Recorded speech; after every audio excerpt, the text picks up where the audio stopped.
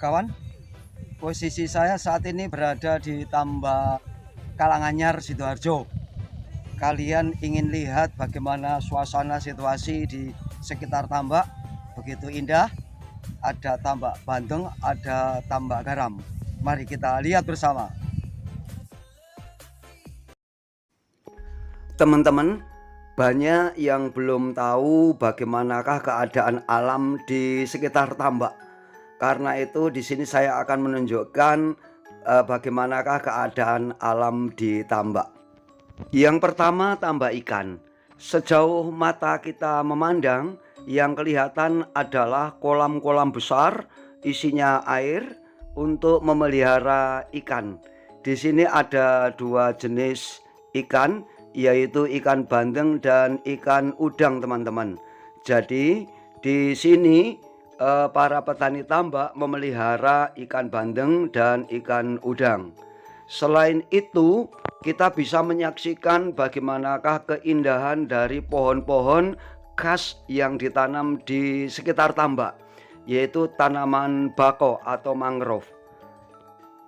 Tanaman bako adalah jenis tanaman yang khusus tumbuh di air asin atau di air payau.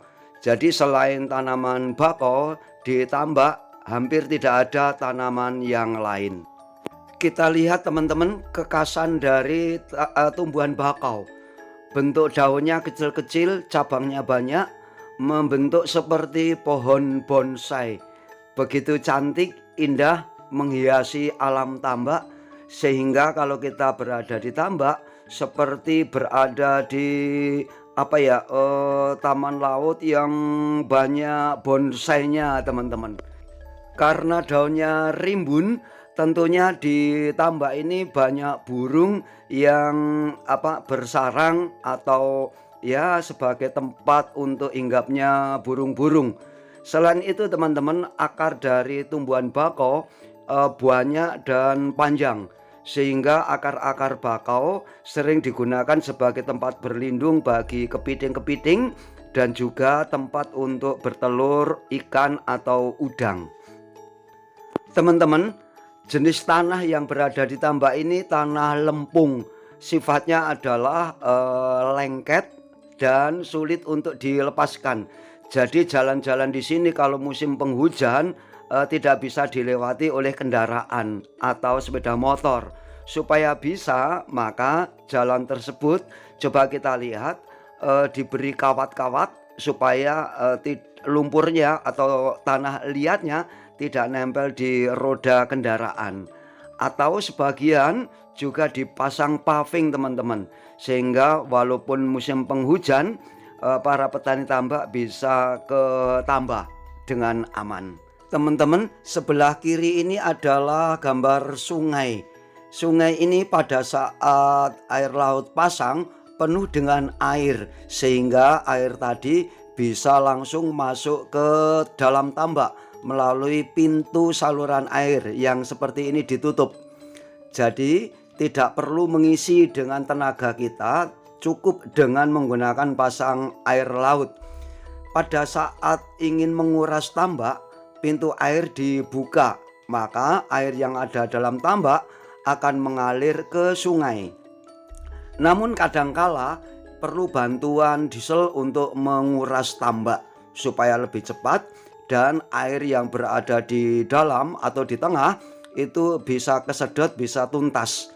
Di sini disediakan diesel untuk tujuannya menguras tambak pada saat mau panen. Teman-teman, sekarang yang kedua kita akan melihat tambak garam. Kalau tadi tambak untuk ikan, sekarang tambak garam. Yang tumpuan putih ini teman-teman, itu adalah garam yang sudah dipanen, tinggal membungkus pakai karung, teman-teman. Jadi sepanjang atau sejauh kita memandang, di sini yang ada adalah tumpuan-tumpuan garam dengan tambak yang airnya sudah putih, berarti ini sudah siap untuk dipanen ini, teman-teman. Para petani tambak bisa membuat garam dengan bantuan alam hanya pada saat musim kemarau. Pada saat musim penghujan tidak bisa. Mengapa? Ya karena proses pembuatan garam itu sendiri membutuhkan panas matahari untuk menguapkan air. Bagaimanakah prosesnya? Kita lihat di sini ada orang yang sedang meratakan tambaknya. Jadi tambak itu diratakan dulu dengan menggunakan seperti roll yang besar, diratakan seluas tambak yang akan diisi dengan air. Kemudian setelah diratakan teman-teman, supaya nanti pengerukan hasil garamnya itu gampang dan tidak bercampur dengan lumpur, maka para petani tambak menyediakan terpal teman-teman. Ini adalah terpal yang sudah atau bekas dipakai untuk alas pada tambak teman-teman. Pada saat saya berada di tambak ini kebetulan tidak ada aktivitas para petani tambak, karena memang aktivitas para petani tambak itu terbatas. Terbatas pada saat meratakan, terbatas pada saat memasang terpal, dan saat memanen. Selain itu tidak ada, karena prosesnya bukan oleh petani tetapi oleh alam. Yang mengisi air adalah menggunakan kincir angin, sedangkan proses penguapan menggunakan tenaga matahari.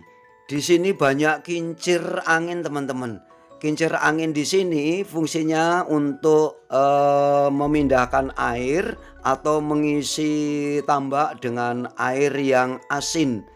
Jadi setelah nanti terisi penuh, maka kincir angin tersebut diputus atau dikunci sehingga tidak berputar lagi walaupun anginnya kencang.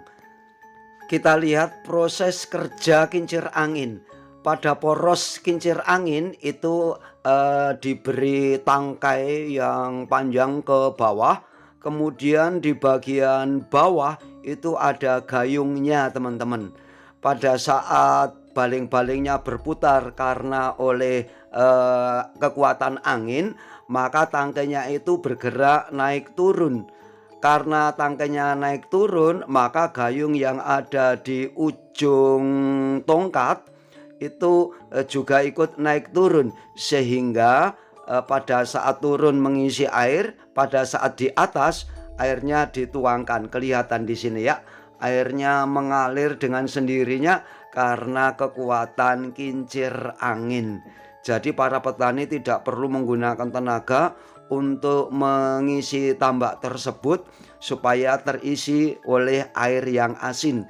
Jadi airnya di sini sangat asin teman-teman, karena pada saat kering airnya menguap, yang ada tinggallah garam teman-teman.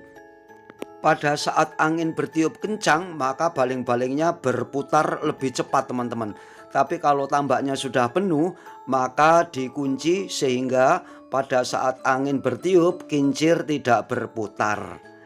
Berikutnya teman-teman, di sini kelihatan beberapa kotak tambak yang airnya sudah putih. Di sini airnya tinggal sedikit, yang ada tampak hamparan yang berwarna putih. Ini sebentar lagi siap panen teman-teman. Mulai dari pengisian air sampai panen, kalau musimnya betul-betul panas terik, itu butuh waktu 1 minggu bisa panen. Tetapi kalau kadang ada mendung atau kurang panas, butuh waktu 10 hari mulai dari pengisian sampai panen. Nah teman-teman, ini adalah tumpuan garam yang sudah dikeruk, dipinggirkan, siap dimasukkan ke dalam karung, lalu nanti siap untuk dijual teman-teman. Jadi para petani tambak kerjanya banyak dibantu oleh alam, khususnya oleh angin dan oleh panas matahari. Ini karung-karung, tumpuan karung yang sudah berisi garam siap dijual. Pada saat saya tanya pada orang-orang di sekitar berapa harga per sak atau per karung, kisarannya 30.000 sampai 50.000 teman-teman. Jadi harganya tidak menentu, kadang 30.000, kadang 50.000. Demikian yang bisa saya bagikan. Semoga menjadi wawasan bagi kalian, khususnya yang belum pernah melihat bagaimanakah keadaan alam tambak yang dimiliki oleh bangsa kita. Sampai berjumpa pada video berikutnya. Jika bermanfaat, jangan lupa klik subscribe, like, dan